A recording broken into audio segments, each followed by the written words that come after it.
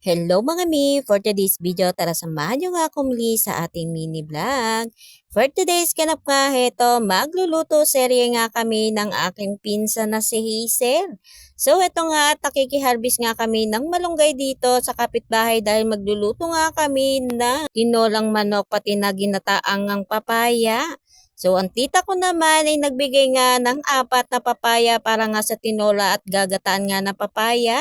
So, eto na nga at ako na nga lang ang maghihimay at eto nga at magagayat-gayat na nga rin ng ating mahiwagang papaya. At tingnan nyo naman, grabe, napakaganda nga ng papaya na ito at hinog na hinog at maniba na nga rin.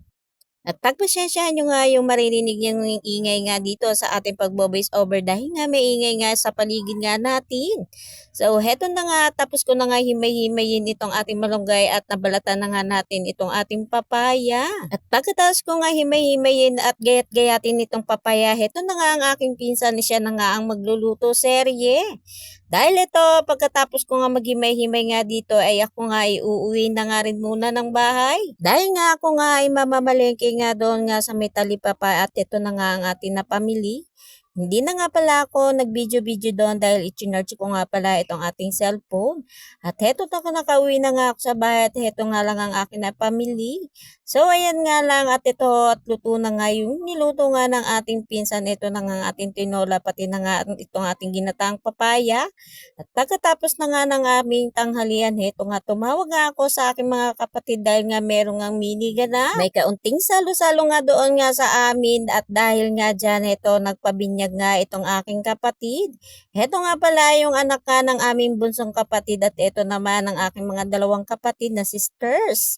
So ayan na nga, tuwan-tuwa nga kami dahil lahat nga kami ay naka-red. At pagkatapos nga ng chika minutes, heto na nga at naisipan ko na nga maglabas serye dahil nga matatambakan na naman nga tayo.